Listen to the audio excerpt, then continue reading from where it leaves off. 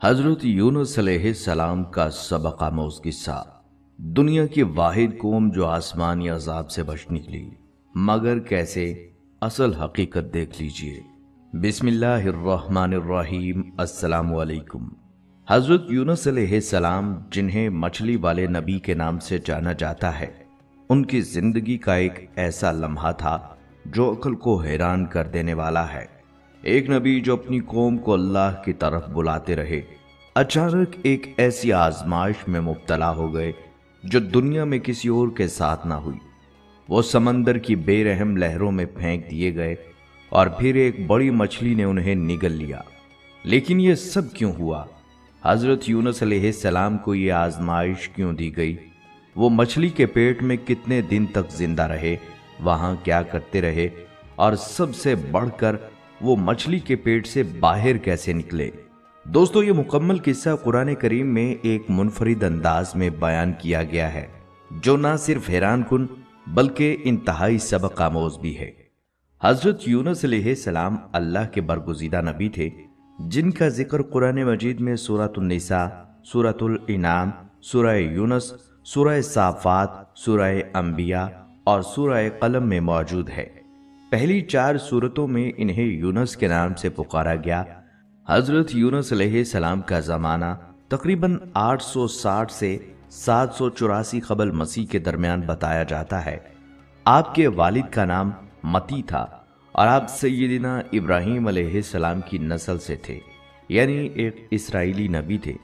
اللہ تعالیٰ نے آپ کو آشوریوں کی ہدایت کے لیے عراق بھیجا، جو اس وقت کفر اور شرک میں مبتلا تھے۔ اس قوم کا مرکزی شہر نینوا تھا، جو اس وقت ایک عظیم الشان بستی تھی۔ آج بھی اس کے وسیع کھنڈرات دریائے دجلہ کے مشرقی کنارے پر موجود ہیں، جو موصل شہر کے قریب واقع ہے۔ حضرت یونس علیہ السلام نے اس آشوری قوم کو اللہ کی وحدانیت کی دعوت دی، لیکن وہ اپنی سرکشی اور ضد پر قائم رہے۔ انہوں نے آپ کی بات کو جھٹلایا، اپنے بتوں کو چھوڑنے سے انکار کیا اور دعوت حق کا مذاق اڑانے لگے۔ نہ صرف یہ بلکہ انہوں نے حضرت یونس علیہ السلام پر ظلم و ستم ڈھانا بھی شروع کر دیا۔ انہیں دھمکیاں دیں اور ہر ممکن طریقے سے ان کی تبلیغ کا راستہ روکنے کی کوشش کی۔ یہ مسلسل مخالفت دیکھ کر حضرت یونس علیہ السلام قوم سے خفا ہو گئے۔ آپ نے انہیں 3 دن کے اندر عذاب آنے کی وعید سنائی اور دل شکستہ ہو کر ان کے لیے بد دعا کر دی۔ جب تیسرا دن قریب آیا تو آپ رات کے اندھیرے میں بستی سے نکل گئے، لیکن اس وقت آپ کو معلوم نہ تھا کہ قوم کی قسمت میں کیا لکھا جا چکا ہے۔ دن کے وقت جب عذاب کے آثار ظاہر ہونے لگے، آسمان پر سیاہ بادل چھا گئے، زوردار آندھیاں چلنے لگیں اور لوگوں کو لگا کہ اب تباہی یقینی ہے، تب ان کے دل کانپ اٹھے۔ وہ گھبرا کر حضرت یونس علیہ السلام کو تلاش کرنے نکلے تاکہ ان سے معافی مانگ سکیں، مگر وہ بستی میں موجود نہ تھے۔ یہاں ایک اہم نقطہ یہ تھا کہ حضرت یونس علیہ السلام اللہ کے حکم کے بغیر بستی چھوڑ چکے تھے۔ نبیوں کے لیے اللہ کا حکم ہی سب کچھ ہوتا ہے اور انہیں ہر قدم اسی کے اذن کے مطابق اٹھانا ہوتا ہے۔ حضرت یونس علیہ السلام کا یوں ناراض ہو کر بستی سے نکل جانا در حقیقت ہجرت تو تھی، لیکن اللہ کے حکم کے بغیر۔ یہی وہ لمحہ تھا جہاں سے ان کے لیے ایک بڑی آزمائش کا آغاز ہونے والا تھا۔ جب حضرت یونس علیہ السلام کی قوم نے عذاب کی ابتدائی نشانیاں دیکھیں تو ان کے دلوں میں خوف پیدا ہوا۔ انہوں نے فوراً اپنے گناہوں پر ندامت کا اظہار کیا، توبہ و استغفار کی اور اللہ کے حضور گڑ گڑا کر معافی مانگی۔ اللہ کی رحمت کا اصول یہی ہے کہ وہ اپنی مخلوق پر بلا وجہ عذاب نازل نہیں کرتا، بلکہ جب کوئی قوم سرکشی میں حد سے گزر جاتی ہے اور ہر نصیحت کو رد کر دیتی ہے، تب عذاب نازل کیا جاتا ہے۔ لیکن نینوا کے لوگوں نے عذاب نازل ہونے سے پہلے ہی سچی توبہ کر لی اور اللہ نے ان کی توبہ قبول فرما کر انہیں معاف کر دیا۔ ادھر حضرت یونس علیہ السلام، جو اپنی قوم کی ہٹ دھرمی اور سرکشی سے دل برداشتہ ہو کر نینوا سے نکل چکے تھے، فرات کے کنارے جا پہنچے۔ وہاں انہوں نے ایک مسافروں سے بھری کشتی دیکھی جو روانگی کے لیے تیار تھی۔ حضرت یونس علیہ السلام کشتی میں سوار ہو گئے اور کشتی نے دریائے فرات کے پانیوں پر سفر شروع کر دیا۔ दिन भर सफर पुरसुकून रहा, लेकिन अचानक शाम के वक्त समंदर में तूफान आ गया। तेज हवाएं चलने लगी, ऊंची ऊंची लहरें उठने लगी और कश्ती डगमगाने लगी। मलाहों ने कश्ती को संभालने की हर मुमकिन कोशिश की। मुसाफिरों ने अपना सामान समंदर में फेंक दिया ताकि वजन कम हो, मगर तूफान की शिद्दत कम ना हुई और कश्ती मुसलसल डूबने के करीब होती जा रही थी। अहले कश्ती का अकीदा था कि जब कश्ती इस तरह तूफान में फंस जाए तो इसका मतलब होता है इसमें कोई ऐसा शख्स सवार है जो अपने आका से भागा हुआ है, और जब तक वो कश्ती से न उतरे कश्ती तूफान से नहीं बच सकती।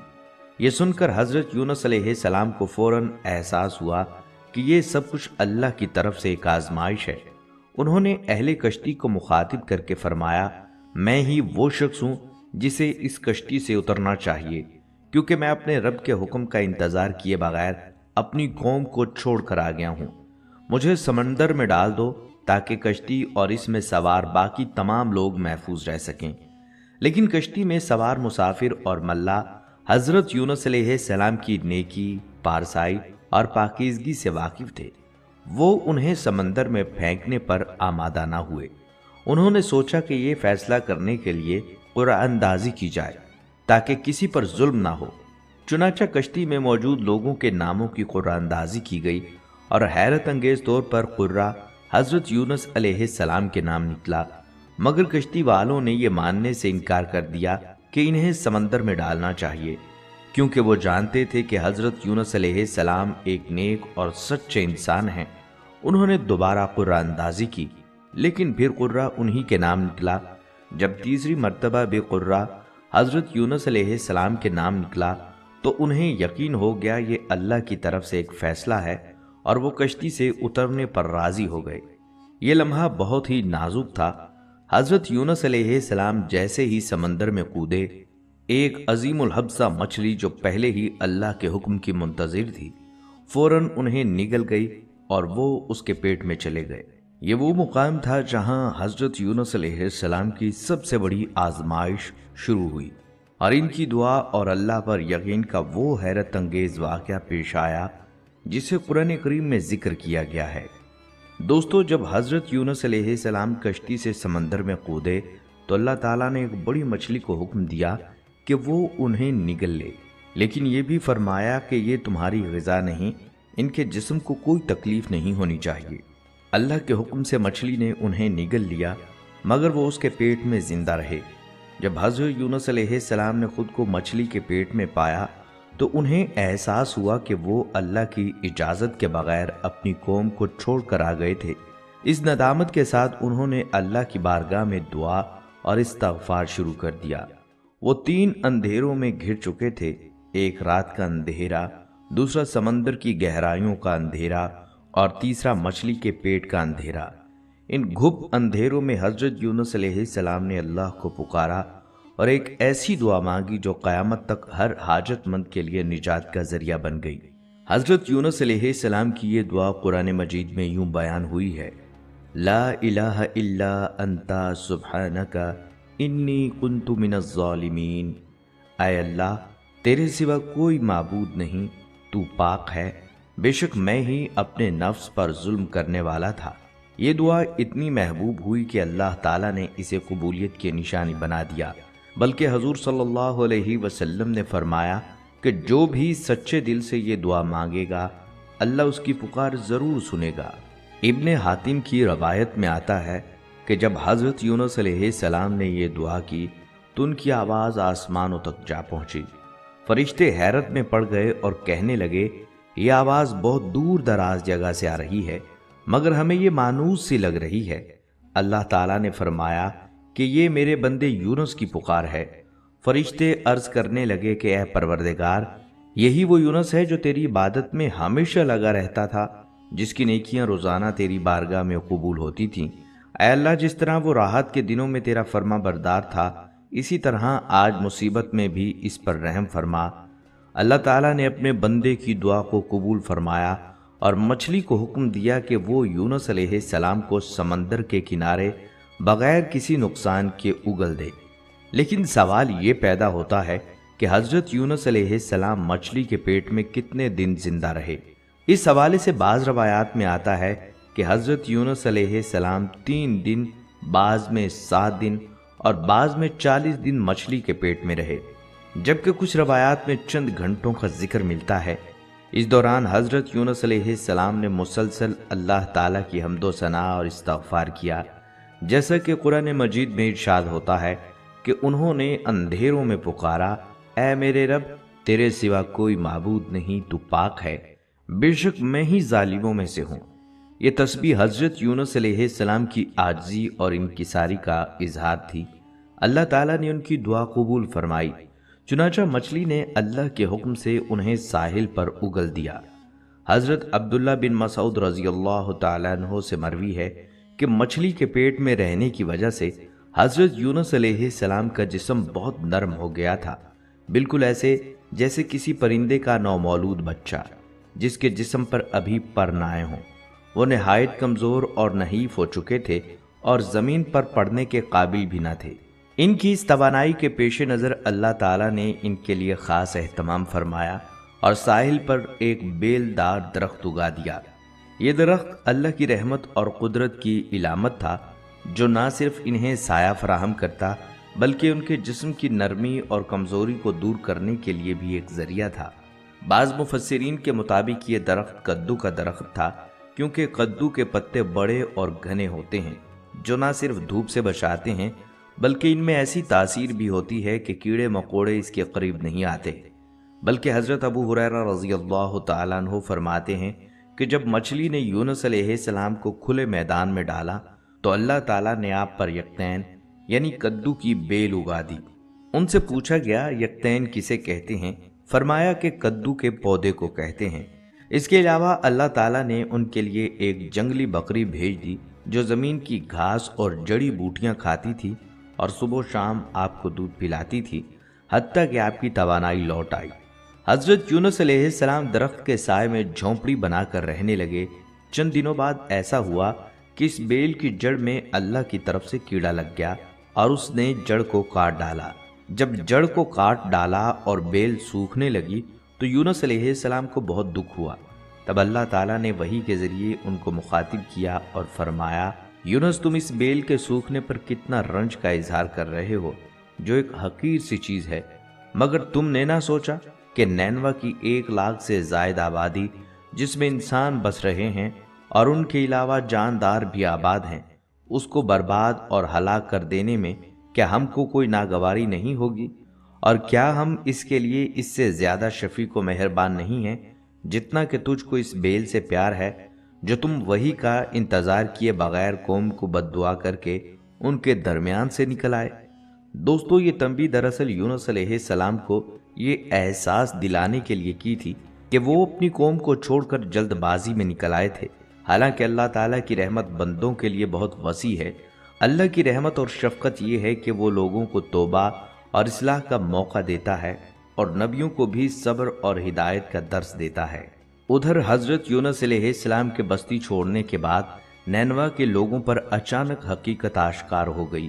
انہیں یقین ہو گیا کہ یونس علیہ السلام واقعی اللہ کے سچے نبی تھے اور ان کی تنبیہ کوئی معمولی بات نہ تھی۔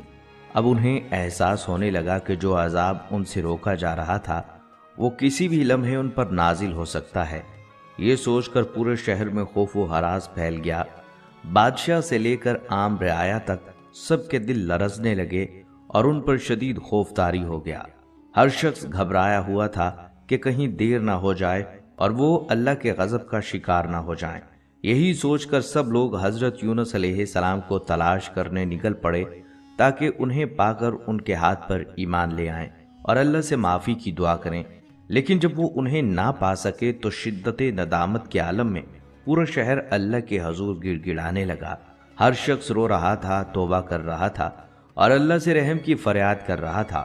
بالآخر بادشاہ سمیت پوری بستی کے لوگ اپنے گناہوں کا اعتراف کرتے ہوئے ہر طرح کی برائیوں سے تائب ہو کر اپنے اہل و عیال اور حتیٰ کہ مویشیوں کو بھی ساتھ لے کر شہر سے باہر نکل آئے۔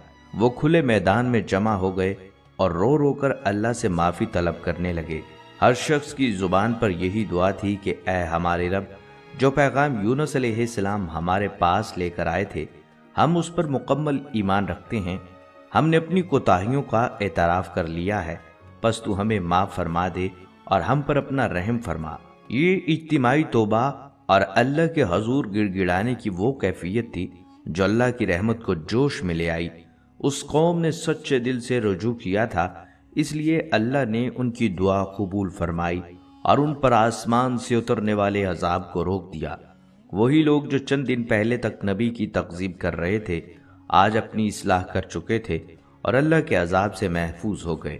بالآخر جب یونس علیہ السلام مکمل صحت یاب ہو گئے اور دوبارہ تندرست ہو کر کھڑے ہونے کے قابل ہو گئے تو اللہ تعالیٰ نے انہیں نینوا واپس جانے کا حکم دیا۔ یہ وہی بستی تھی جسے وہ مایوسی کے عالم میں چھوڑ چکے تھے، مگر اب اللہ کا فیصلہ تھا کہ وہ دوبارہ اپنی قوم کے پاس جائیں اور انہیں دین حق کی رہنمائی فراہم کریں۔ حضرت یونس علیہ السلام نے اللہ کے حکم کی تعمیل کی اور نینوا واپس تشریف لے گئے۔ جب نینوا کے لوگوں نے انہیں زندہ اور صحت مند دیکھا تو ان کی خوشی کی کوئی انتہا نہ رہی۔ وہی لوگ جو پہلے ان کی نصیحتوں کو سننے سے انکاری تھے آج ان کی واپسی پر والہانہ عقیدت کا اظہار کر رہے تھے۔ انہوں نے حضرت یونس علیہ السلام کا استقبال کیا اور مکمل فرمان برداری کے ساتھ ان کی رہنمائی میں زندگی گزارنے لگے۔ حضرت یونس علیہ السلام نے اپنی بقیہ زندگی نینوا میں ہی بسر کی اور وہیں ان کا انتقال ہوا۔ ان کی وفات کے بعد بھی ان کے ایمان و تقوی کے اثرات نینوا کی بستی میں باقی رہے، تاہم وقت گزرنے کے ساتھ جب نینوا تباہ ہو گیا تو ان کی قبر بھی نامعلوم ہو گئی اور آج کسی کو درست معلوم نہیں کہ وہ کہاں دفن ہیں، مگر ان کا پیغام، ان کی قربانی اور ان کی داستان آج بھی زندہ ہے، جو قیامت تک لوگوں کو صبر، استقامت اور اللہ کی رحمت پر یقین کا درس دیتی ہے۔ دوستو، دنیا کی تاریخ میں حضرت یونس علیہ السلام کی قوم وہ واحد قوم تھی جس پر عذاب کا فیصلہ ہو چکا تھا، مگر پھر بھی اللہ نے انہیں معاف فرما دیا۔ اس کے برعکس دیگر تمام نافرمان اقوام جیسے قوم نوح، قوم عاد، قوم سمود اور قوم لوط اور فرعون کی قوم اپنی سرکشی کی وجہ سے اللہ کے عذاب سے نہ بچ سکیں۔ ان تمام اقوام کو بار بار تنبیہ کی گئی، مگر انہوں نے اپنے انبیاء کی دعوت کو جھٹلایا، یہاں تک کہ اللہ کا غضب نازل ہو گیا اور وہ صفحہ ہستی سے مٹا دی گئیں۔ لیکن نینوا کے لوگوں نے جب عذاب کی نشانیاں دیکھیں تو وہ فوراً اللہ کی طرف رجوع کر گئے، خالص توبہ کی، گڑ گڑائے اور اللہ کی رحمت کے طلبگار بنے۔ پس اللہ نے ان کی توبہ قبول فرمائی اور ان پر سے عذاب ہٹا دیا۔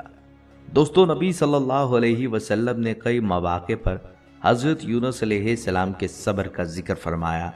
ایک حدیث میں آیا ہے کہ جب نبی صلی اللہ علیہ وسلم طائف کے لوگوں کو اللہ کے دین کی دعوت دینے کے لیے تشریف لے گئے، آپ صلی اللہ علیہ وسلم نے اہل طائف کے سرداروں سے ملاقات کی اور انہیں اسلام کی طرف بلایا، لیکن انہوں نے نہ صرف آپ کی بات کو ٹھکرایا بلکہ طائف کے شریر لوگوں اور بچوں کو اکسایا کہ وہ آپ صلی اللہ علیہ وسلم پر پتھر برسائیں۔ نبی کریم صلی اللہ علیہ وسلم پر اتنے پتھر برسائے گئے کہ آپ صلی اللہ علیہ وسلم کے مبارک پاؤں زخمی ہو گئے اور خون بہنے لگا۔ آپ صلی اللہ علیہ وسلم انتہائی تکلیف میں تھے، یہاں تک کہ جب آپ ایک باغ میں پناہ لینے کے لیے پہنچے تو جسم لہو لہان ہو چکا تھا۔ اس باغ میں آپ صلی اللہ علیہ وسلم نے اللہ کی بارگاہ میں انتہائی عاجزی کے ساتھ دعا کی، اے اللہ، میں اپنی کمزوری، اپنی بے بسی اور لوگوں کے سامنے اپنی بے وقتی کی شکایت تجھ سے ہی کرتا ہوں۔ اے سب سے زیادہ رحم کرنے والے، تو کمزوروں کا رب ہے، تو میرا بھی رب ہے، تو مجھے کن کے حوالے کر رہا ہے؟ کسی ایسے دور والے کے جو مجھ پر سختی کرے، یا کسی دشمن کے جسے تو نے میرے معاملے پر قابو دے دیا ہو؟ اگر تو مجھ سے ناراض نہیں ہے تو مجھے کسی بات کی پرواہ نہیں، لیکن تیری رحمت میرے لیے زیادہ وسیع ہے۔ یہ وہ لمحہ تھا جب اللہ تعالیٰ نے حضرت جبرائیل علیہ السلام کو بھیجا، جنہوں نے کہا اگر آپ صلی اللہ علیہ وسلم حکم دیں تو یہ پورا شہر پہاڑوں کے درمیان پیس دیا جائے، لیکن آپ صلی اللہ علیہ وسلم نے فرمایا نہیں، بلکہ میں امید رکھتا ہوں کہ اللہ ان کی نسلوں میں سے ایسے لوگ پیدا کرے گا جو صرف ایک اللہ کی عبادت کریں گے اور اس کے ساتھ کسی کو شریک نہیں کریں گے۔ اسی حالت میں نبی صلی اللہ علیہ وسلم درخت کے نیچے بیٹھ گئے۔ اسی دوران طائف کے باغ کے مالک عتبہ اور شیبہ بن ربی نے اپنے غلام اداس کو انگوروں کا ایک گچھا دے کر بھیجا تاکہ وہ نبی صلی اللہ علیہ وسلم کی خدمت میں پیش کرے۔ جب اداس نے آپ صلی اللہ علیہ وسلم کو کھانے کے لیے انگور پیش کیے تو نبی صلی اللہ علیہ وسلم نے بسم اللہ کہہ کر کھانے کے لیے ہاتھ بڑھایا۔ اداس حیران ہوا اور پوچھا، یہ الفاظ آپ نے کہاں سے سیکھے؟ کیونکہ اہل عرب ایسے الفاظ نہیں کہتے۔ نبی پاک صلی اللہ علیہ وسلم نے اس سے پوچھا، تم کہاں کے رہنے والے ہو؟ اداس نے جواب دیا، میں نینوا کا رہنے والا ہوں۔ آپ صلی اللہ علیہ وسلم نے فرمایا، نینوا یعنی یونس کا شہر؟ یہ سنتے ہی اداس حیران ہو گیا اور کہنے لگا، آپ یونس علیہ السلام کو کیسے جانتے ہیں؟ نبی کریم صلی اللہ علیہ وسلم نے فرمایا، وہ میرے بھائی تھے، وہ بھی اللہ کے نبی تھے اور میں بھی اللہ کا نبی ہوں۔ یہ سنتے ہی اداس فوراً نبی صلی اللہ علیہ وسلم کے ہاتھوں کو چومنے لگا اور اسلام قبول کر لیا۔ یہاں ایک اہم بات یہ ہے کہ نبی صلی اللہ علیہ وسلم نے طائف میں پیش آنے والی مصیبتوں کے باوجود حضرت یونس علیہ السلام کی آزمائش کو یاد کیا اور صبر کیا۔ حضرت یونس علیہ السلام کو مچھلی کے پیٹ میں صبر کرنا پڑا تھا اور نبی صلی اللہ علیہ وسلم نے طائف کی وادی میں صبر سے کام لیا۔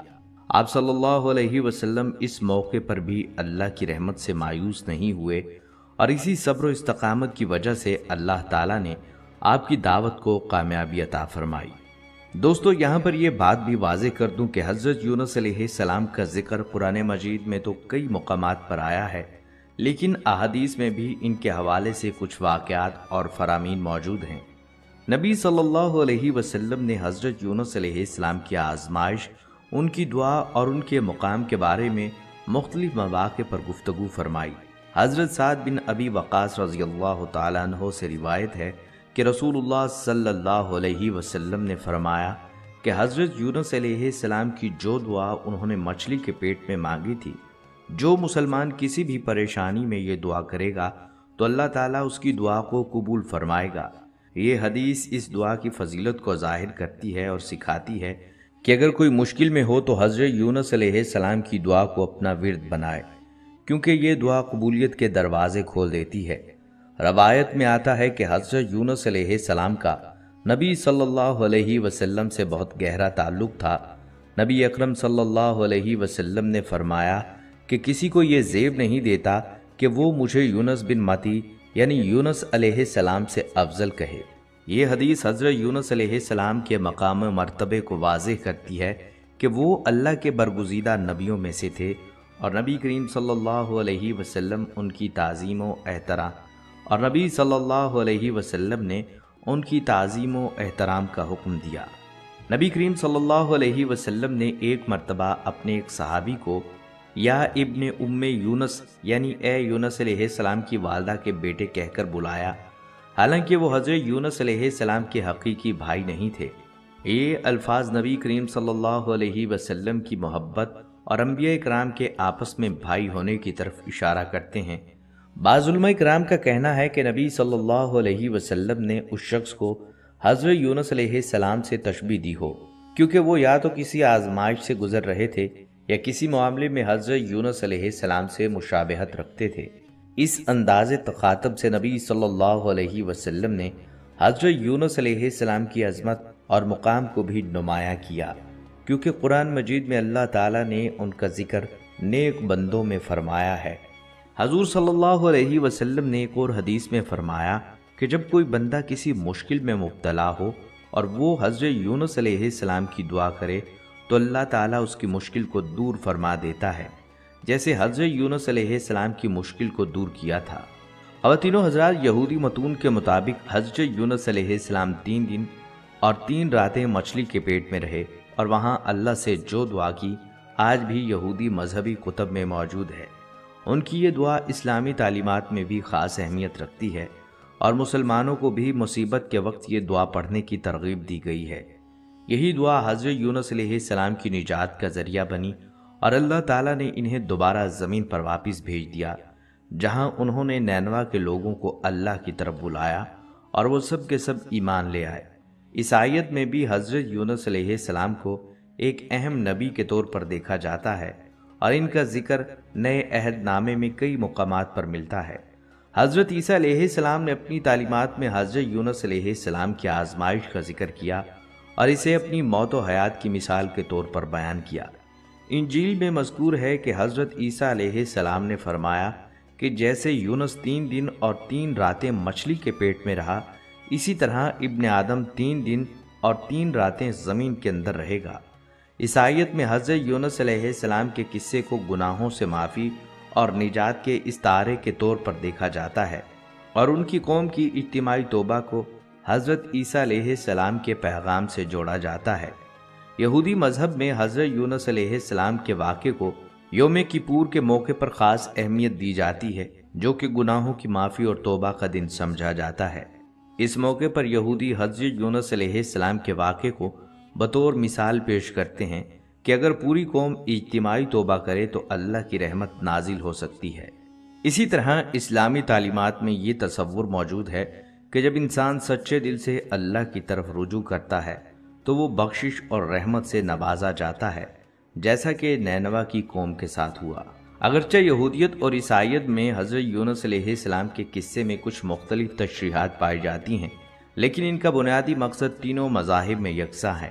اللہ کی رحمت بے پایہ ہے اور سچی توبہ ہر آزمائش سے نجات دلا سکتی ہے۔ مذہب اسلام میں حضرت یونس علیہ السلام کی کہانی کو صبر، دعا اور اللہ پر مکمل بھروسے کی علامت کے طور پر بیان کیا گیا ہے، اور ان کی دعا کو مصائب اور مشکلات سے نکلنے کا بہترین ذریعہ سمجھا جاتا ہے۔ پیارے دوستو، امید ہے کہ آج کی ویڈیو آپ کو پسند آئی ہوگی اور اس سے آپ کو مفید معلومات ملی ہوں گی۔ اگر یہ ویڈیو آپ کو پسند آئی ہے تو اسے لائک اور شیئر ضرور کیجیے گا تاکہ یہ علم دوسروں تک بھی پہنچ سکے اور کسی اور کے لیے فائدہ مند ثابت ہو۔ ساتھ ہی ہمارے چینل کو سبسکرائب کر لیجیے تاکہ آئندہ آنے والی مزید دلچسپ اور معلوماتی ویڈیوز بر وقت آپ تک پہنچ سکیں۔ دعا کیجیے اللہ تعالی ہم کو اپنا نیک اور برگزیدہ بندہ بنا لے اور نبی صلی اللہ علیہ وسلم کی سچی اتباع نصیب فرمائے۔ اجازت دیجیے اگلی ویڈیو تک، اللہ حافظ۔